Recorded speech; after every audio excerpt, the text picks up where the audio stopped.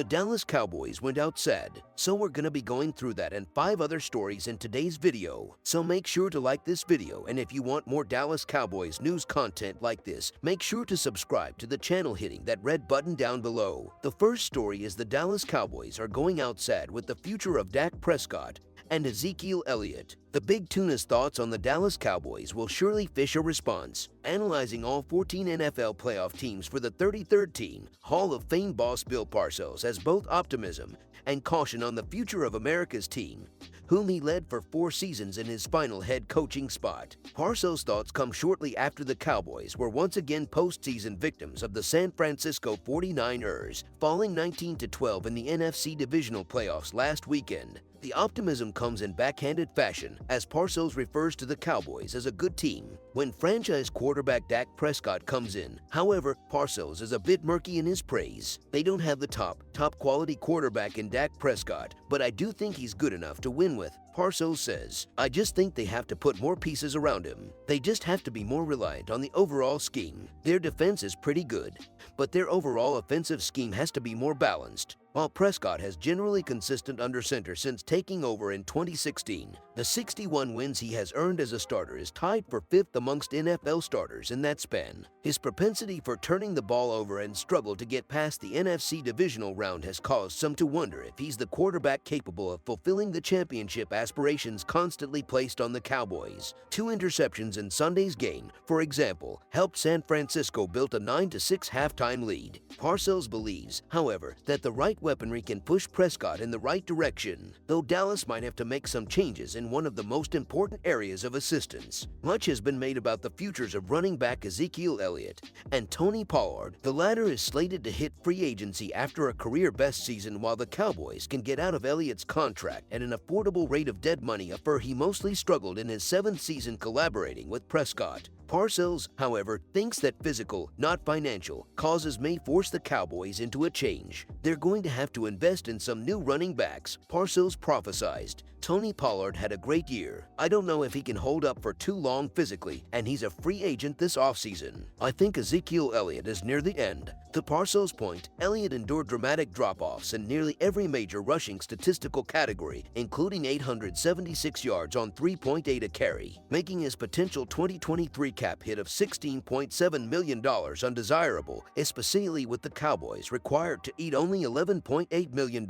in dead money if Elliott is released. Pollard broke through and began picking up the primary carries, but suffered a high ankle sprain and a fractured fibula in the earlier stages of the loss to the 49ers. Adding to Dallas' plight, at least in the Tuna's eyes, is his rather optimistic views of their divisional rivals. He refers to the Philadelphia Eagles, set to compete in the NFC Championship game this Sunday, as the most solid team in the NFC. Dallas' fellow divisional playoff losers, the New York Giants, are lauded for a great year, though Parcells does chide the latter for not beating the heavyweights in their division, citing an 0-5 record against the Cowboys and Eagles this year. The second story is Cowboys let go of former Washington defensive coordinator. 5 Dallas Cowboys assistants were informed Thursday the Cowboys are no longer interested in their services, one of which used to coach for the Redskins. The contracts of all 5 assistant coaches were expiring, so basically, the Cowboys were informing them they would not renew their contracts for the upcoming 2023 NFL season. The 5 Dallas coaches now out of a job are defensive line coach Leon Lett, offensive line coach Joe Philbin, assistant head coach Rob Davis, running backs coach Skip Peete, and linebackers coach George Edwards. Washington fans may remember Edwards when Dan Snyder fired Marty Schottenheimer after winning 8 of their final 11 games to finish 8-8 in 2001. Snyder hired Steve Spurrier from Florida, making him the NFL's highest-paid head coach. Marvin Lewis became the defensive coordinator, and Edwards became the linebackers coach, assistant defensive coordinator. It was a first for Edwards, who had previously coached linebackers and defensive linemen in other coaching locations. Washington went 7-9 that 2002 season. Lewis departed to Cincinnati, becoming the Bengals head coach, and Edwards was promoted to defensive coordinator for the 2003 season. However, Washington went 5-11, Spurrier resigned, and Edwards went to Cleveland to coach the linebackers. Gators. Life for NFL coaches' families can be extremely difficult. A coach must travel multiple times out of state during the season, while there are long hours with no days off during the regular season for coaching staffs. The most difficult aspect may actually be the emotional instability of knowing you are most likely not going to be in any one location for a long time. For Edwards, the Cowboys were his 12th employer since he began coaching as an assistant at the University of Florida in 1991 on the Steve Spurrier staff.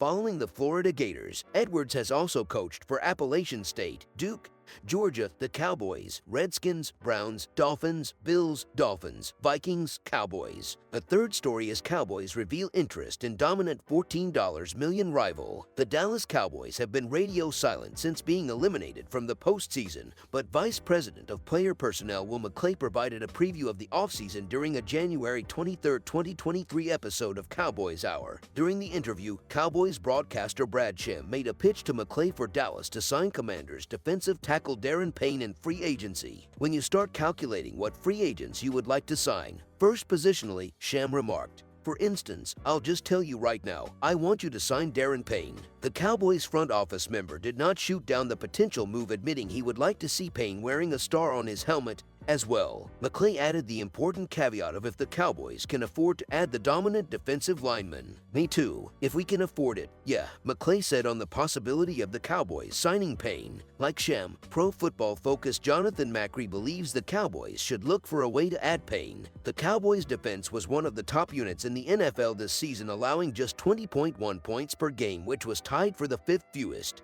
Yet, it was the middle of the defense that was among the team's weaknesses, allowing 129.3 rushing yards per game, which was 22nd in the NFL. Payne is coming off a career year after posting his highest pressure and sack totals in 5 NFL seasons, Macri wrote on January 26. The franchise tag is still a possibility for the former first-round pick, but assuming he walks in free agency, the Cowboys could fill a significant need by adding him to the roster. Dallas interior defensive line, outside of Osa Odigizua, was relatively ineffective this season, ranking 28th in overall grade as a unit while generating just 5 sacks, 4 of which came from Odigizua, and 64 total pressures. With Odigizua on his rookie contract until the end of the 2024 season, paying for Payne's production isn't out of the realm of possibilities for the Cowboys as they seek to fill the one hole in an excellent pass rush unit. The fourth story is Mike McCarthy says that Jerry Jones wants him to coach Cowboys as long as Tom Landry did. On more than one occasion, Jerry Jones called Jason Garrett his Tom Landry. As recently as the 2019 offseason, the Cowboys owner said Garrett had a chance to become the longest tenured coach in franchise history. The Cowboys parted ways with Garrett after the 2019 season, with Garrett's 9.5 seasons as head coach ranking second behind Landry,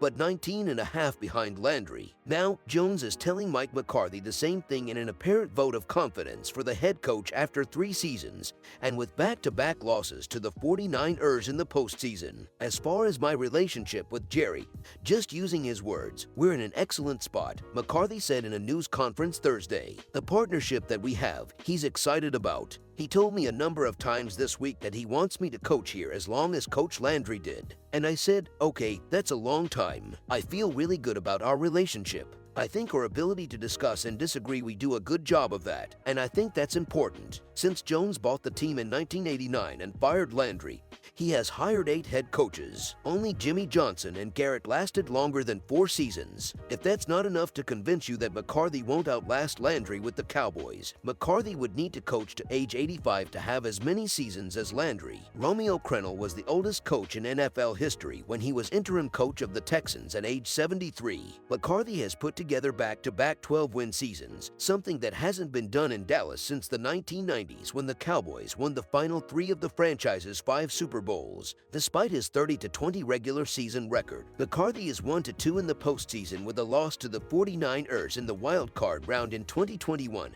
and a loss to the 49ers in the divisional round last week after a win over the Bucs in the wild card round 2 weeks ago. Jones publicly backed McCarthy on Sunday after the 19-12 loss at San Francisco. Despite outside speculation, McCarthy never doubted he would return for a fourth season. "I get to talk to Jerry a lot, so I've never felt," McCarthy said. "The narrative was externally generated. Mike McCarthy, Jerry Jones wants me to coach Cowboys as long as Tom Landry did originally appeared on Pro Football Talk." The fifth story is Dallas Cowboys / coaching staff after NFC divisional round loss to 49ers. The Dallas Cowboys coaching staff will look significantly different next season. Head coach Mike McCarthy announced 6 coaches would not be returning with the Cowboys: Rob Davis, George Edwards, Leon Let's Skip Pete, Joe Philbin, Kyle Valero. "We thank these men for their hard work, dedication, and contributions to the Cowboys. Each of them represented our team and organization at a high, professional level with class and commitment to making our team better," said McCarthy. "These were difficult decisions to make because of the great respect I have for each of them as a coach and person of character, combined with the experiences we've all gone through together. This is the hardest part of the business, and we wish them nothing but the best." There is a possibility Dallas could be without its offensive and defensive coordinators as well. Kellen Moore and Dan Quinn have both been hot names within the head coaching carousel.